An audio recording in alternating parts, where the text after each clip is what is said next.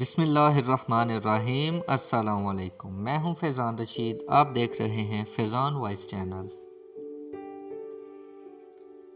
حضرت نوح علیہ السلام کا تذکرہ قرآن مجید میں 42 جگہ آیا ہے۔ حضرت آدم علیہ السلام کی اولاد دنیا میں خوب بڑی، آہستہ آہستہ یہ خدا کو بھولتے گئے جس نے اسے پیدا کیا تھا اور جو ان کا پالنے والا ہے، اور شیطان کے بہکاوے میں آنے لگے جس نے حضرت آدم کو جنت سے نکلوا دیا تھا۔ شیطان کے بہکاوے میں آ کر یہ لوگ بتوں اور آگ سورج وغیرہ کو پوجنے لگے اور ایک خدا کے بجائے مٹی اور پتھر کے بہت سے خدا بنا لیے، اپنے ہاتھ سے اپنا خدا بناتے اور پھر ان سے مانگتے، حالانکہ یہ مٹی اور پتھر کے خدا اپنے لیے کچھ نہ کر سکتے تھے، ان کے لیے کیا کرتے؟ اللہ تعالیٰ نے جو اپنے بندوں سے بڑی محبت رکھتا ہے، اس کو یہ کبھی گوارا نہیں کہ اس کے بندے شیطان کے بہکاوے میں آ کر اللہ کے علاوہ کسی اور کی عبادت کرنے لگیں اور اس کی سزا میں مرنے کے بعد دوزخ میں جلیں۔ اللہ پاک نے حضرت نوح علیہ السلام کو اپنا نبی بنا کر بھیجا۔ اس زمانہ میں لوگوں کی عمریں بہت بڑی بڑی ہوتی تھیں۔ حضرت نوح علیہ السلام 950 سال تک اپنی قوم میں وہ عرض کرتے رہے کہ اے لوگو، صرف ایک اللہ کی عبادت کرو اور میرا کہا مانو، وہ تمہارے گناہ بخش دے گا۔ لیکن لوگوں نے حضرت نوح علیہ السلام کی باتوں کو نہ مانا اور اپنے کانوں میں انگلیاں دے لیں اور کپڑے اوڑھ لیے تاکہ حضرت نوح علیہ السلام کی آواز کانوں تک نہ پہنچ سکے۔ حضرت نوح علیہ السلام ہمت نہ ہارے، وہ برابر سمجھاتے رہے اور کہتے رہے، اے لوگو، اللہ سے معافی مانگو، وہ بڑا معاف کرنے والا ہے، وہ تم پر آسمان سے بارش برسائے گا تاکہ تم خوب اناج پیدا کر سکو، اور اس کے ذریعے سے بڑے بڑے باغ پیدا کر دے گا، ان میں نہریں پیدا کر دے گا، تمہیں مال و دولت دے گا اور بیٹے دے گا۔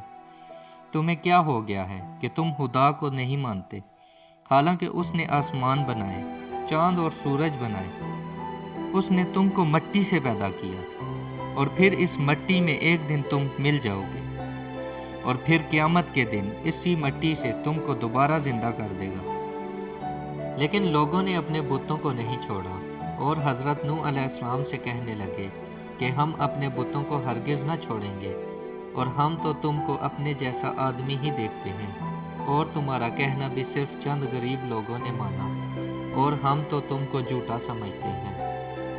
حضرت نوح علیہ السلام نے کہا کہ اے میری قوم، میں تم کو جو نصیحت کرتا ہوں اس کے بدلے میں تم سے کوئی مال و دولت نہیں چاہتا، اور جو غریب آدمی مسلمان ہوئے ہیں اور اللہ پر ایمان لائے ہیں، ان کو میں اپنے پاس سے تمہارے کہنے سے نکالوں گا نہیں۔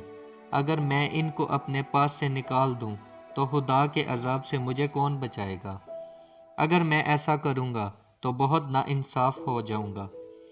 ان کی قوم کے لوگوں نے کہا، اے نوح علیہ السلام، تم نے ہم سے جھگڑا بہت کر لیا، اگر تم سچے ہو تو جس عذاب سے تم ہم کو ڈراتے ہو وہ لے آؤ۔ حضرت نوح علیہ السلام نے کہا کہ جب اللہ پاک چاہیں گے عذاب لے آئیں گے۔ اللہ تعالیٰ نے حضرت نوح علیہ السلام کو وحی کے ذریعے سے حکم بھیجا کہ تمہاری قوم کے جو لوگ ایمان لا چکے ہیں ان کے علاوہ اور کوئی ایمان نہیں لائے گا، تم غم نہ کرو، ایک کشتی بناؤ۔ حضرت نوح علیہ السلام نے خدا کے حکم کے مطابق کشتی بنانی شروع کی، تو جب ان کی قوم کے سردار ان کے پاس سے گزرتے تو ان کو کشتی بناتے ہوئے دیکھتے تو ان کا مذاق اڑاتے۔ حضرت نوح علیہ السلام ان کے مذاق کے جواب میں کہتے کہ آج مذاق کر لو، کل جب تمہارے اوپر عذاب آئے گا تو اس وقت ہم تمہارا مذاق اڑائیں گے۔ آخر اللہ تعالیٰ کا عذاب اس کے وعدے کے مطابق آیا، زمین سے پانی نکلنا شروع ہوا اور آسمان سے بارش آنی شروع ہوئی۔ اللہ تعالیٰ نے حضرت نوح علیہ السلام کو حکم دیا کہ سب جانوروں کے ایک ایک جوڑا کشتی میں سوار کر لو، اور جو لوگ تمہارے اوپر ایمان لائے ہیں یعنی مسلمان ہو گئے ہیں ان کو سوار کر لو۔ حضرت نوح علیہ السلام نے اس کشتی میں سوار ہونے والوں سے کہا کہ اللہ تعالیٰ کا نام لے کر اس کشتی میں سوار ہو جاؤ کہ اس کا چلنا اور ٹھہرنا اسی کے ہاتھ میں ہے، اللہ تعالیٰ بڑا بخشنے والا ہے۔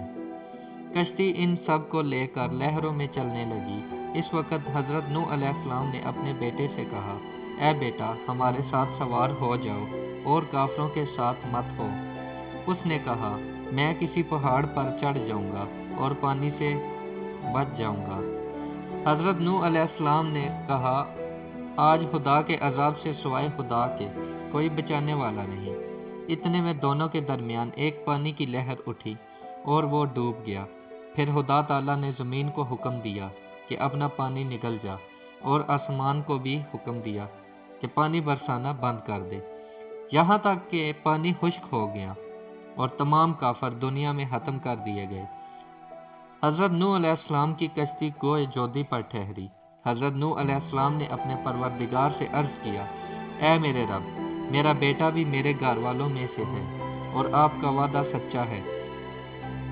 یعنی حضرت نوح علیہ السلام کا مطلب تھا کہ اے اللہ تعالیٰ، آپ نے وعدہ فرمایا تھا کہ تیرے گھر والوں کو اس طوفان سے بچا لوں گا، پھر میرا بیٹا کیوں ڈوبا؟ تو خداوند تعالیٰ نے فرمایا کہ اے نوح، تیرا بیٹا تیرے گھر والوں میں سے نہیں تھا، کیونکہ اس کے عمل اچھے نہیں تھے۔ میں تجھ کو نصیحت کرتا ہوں کہ ایسی بات نہ کر جو تیرے علم میں نہیں، اس لیے کہ کنعان اللہ کے علم ازلی میں کافر تھا، اور یہ بات نوح علیہ السلام کے علم میں نہ تھی۔ حضرت نوح علیہ السلام نے اللہ پاک سے توبہ کی اور اپنے کہنے کی معافی چاہی، اور اللہ پاک نے ان کو معاف کر دیا اور حکم دیا کہ اے نوح، ہماری طرف سے سلامتی اور برکتوں کے ساتھ اتر۔ اس کے بعد حضرت نوح علیہ السلام کی امت سے دنیا بسی اور آہستہ آہستہ ان کے بال بچے آباد ہوتے گئے۔ یہ سب لوگ خدا تعالیٰ کی اطاعت کرتے رہے۔ زمانہ گزرتا گیا اور آہستہ آہستہ شیطان نے پھر بہکانا شروع کیا، تو یہ لوگ خداوند تعالیٰ کو بھولنے لگے۔ حضرت نوح علیہ السلام، جو اللہ تعالیٰ کے اتنے بڑے پیغمبر تھے، اپنے بیٹے کو اس کے برے کاموں کی وجہ سے اللہ تعالیٰ کے عذاب سے نہ بچا سکے۔